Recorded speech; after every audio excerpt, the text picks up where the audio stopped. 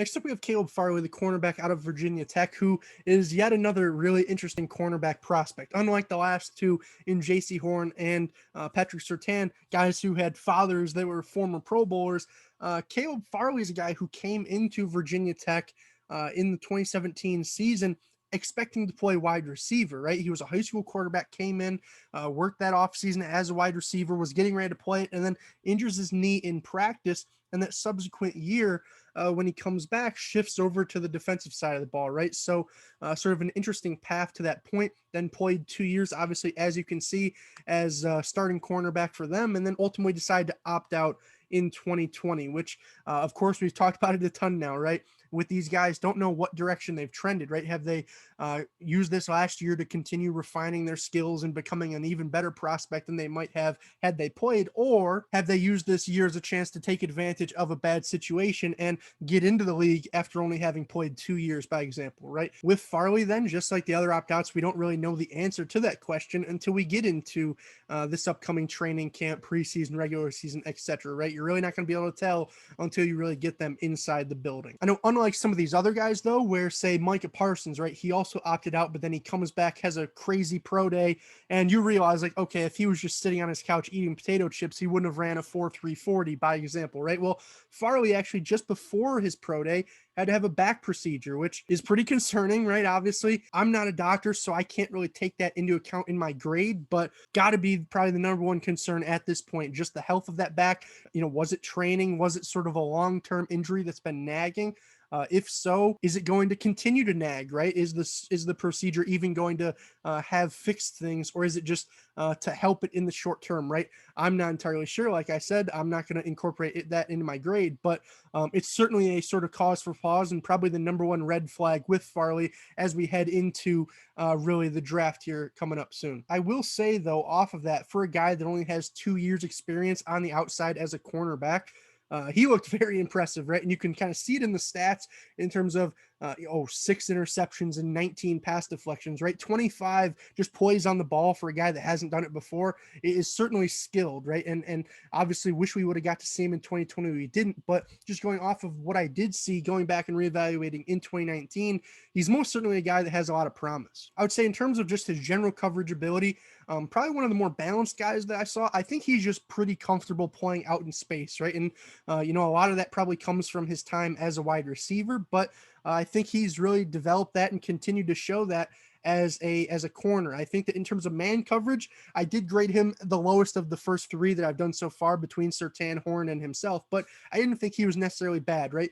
I think that his athleticism, if we did have numbers, I think he'd be in the 4.3s, no question, right? And I think that he's one of the freakier guys. His ability to flash some great recovery speed, right? To just stick with guys no matter what they're doing, no matter where they're going. He's great in that regard. I would say some of the anticipation and some of those sort of things aren't necessarily there. That's only going to come with time. And, as a guy who opted out, we kind of lost some time there, similar to, say, Greg Rousseau, right? It was sort of a similar thing with him. He's a newly turned defensive end, had a very productive 1 season there for Miami. Well, he could have used a whole nother year of game reps, but also decided to opt out, right? I'd say he's sort of similar in that regard, where he's still a little bit raw, but at the same time, he's still making plays. And I just find those sort of transitions pretty impressive when a guy is able to produce at the level Farley was. I know I've had teammates, by example, also at the college level who asked them to change positions, and you really never hear from them again, right? They're going to be buried at the bottom of the depth chart because they just weren't able to ever really get a feel for that position. I think Farley certainly has that, and it really showed out, right? Did very well in that regard. I would say some of the more refined things, like his footwork, by example, was occasionally pretty sloppy. I would say his reactionary quickness was also not quite there, not because I don't think it can, but because I still just think he needs to get a better feel for, okay, that guy's actually running a post, but he's going to try and make me think it's an out route, right? He's going to actually bite on the out route and then try and flash that recovery speed back onto the post, when in reality, a guy like Surtain,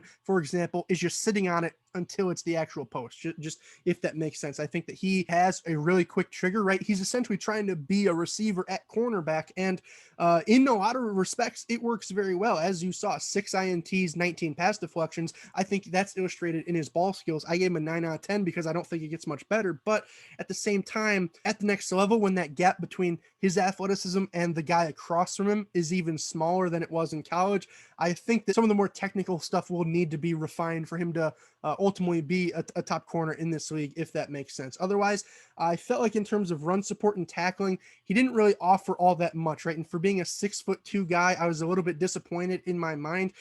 Like I said, he, being a former receiver, being a former quarterback at that, I think that he has sort of that kind of diva in him a little bit, right? Whereas a guy like Surtain or even Horn would be more physical and more willing to tackle than a guy like Farley. I just didn't quite see that there. He's a competitor, no question, but I think that maybe the block shedding aspect of it is yet to come, hopefully. Otherwise, I would also say his ability to press just wasn't quite there. You very rarely saw him at the line of scrimmage taking guys on like you would see a Surtain or Horn. But again, I think that's just because, like I said, he's trying to be a wide receiver at cornerback, right? He's trying to run your route. He's not necessarily trying to throw you off of yours, if that makes any sense. And I think that that's evident in his game. Overall, then, size, I gave him a 4.75. As I said, 6'2", doesn't get much better than that. And athleticism, I gave him a flat 5 out of 5 because at least before this whole back injury, based off what I saw in 2018 and 2019, he was about as good as it gets. That comes out to an 81.5 overall, which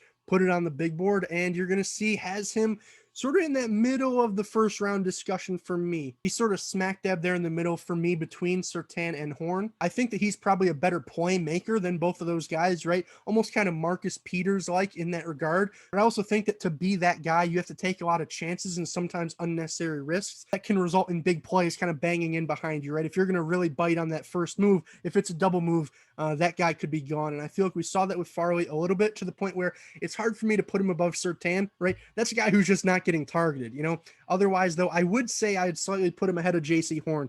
Probably not as refined necessarily as Horn, but I just think, just as good of an athlete, if not even better. And I would say a little bit of a better playmaker, a little bit more sticky in coverage, and just a little bit more comfortable in space. I think that he, unlike Horn, where I said he needed to trust his technique, I think that Farley just simply hasn't really learned the technique, but what he has, he's trusting pretty well, if that makes any sense. And I think that if you can continue to teach him these various nuances and things that help him get more acquainted to the position as we continue on here, I think he could potentially be a really dominant guy. I know a lot of people had him as their CB1 before the back injury. That's not accounted for in my grades. So if there are concerns there, like I said, if the medical staff tells me, could be an issue, then it could be an issue, right? And we're going to have to dock his grade accordingly, right? But otherwise, I just think he was a very solid prospect, and I see why people might have had him as their CB1, right? There's something attractive to somebody that can get a ton of pass deflections, can get a ton of INTs, and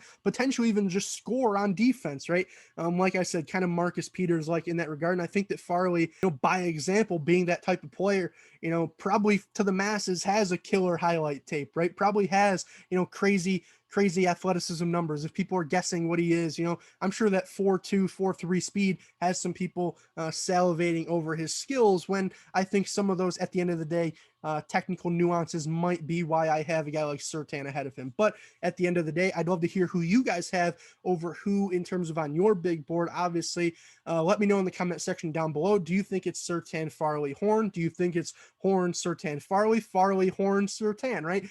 What's your sort of order? And are there other guys that you have higher than them? Of course, there's a couple more that I want to do before the draft here, whether it's Asante Samuel. I know somebody requested him, Greg Newsome out of Northwestern. A lot of interesting guys in this class, right? So will these be my top 3 come draft day? Not entirely sure. We'll have to wait and see. But if you want to see, hit that subscribe button, right? That way you're always in the loop for future uploads and are constantly notified and able to see what videos are coming out next. I know probably spamming you guys a little bit here with various wide receivers, corners, and potentially quarterbacks as well. I hope you're enjoying nonetheless. If you're watching one video, if you're watching 10 of them, right? I hope that you're able to find some either informative aspect or just entertainment value out of them. With that being said, make sure you guys do leave a like, right? I forgot to say that. And if you did like it, hopefully I will see you in the next one. So now with that being said, I'm mic'd up. Now I'm micing out. Peace, guys.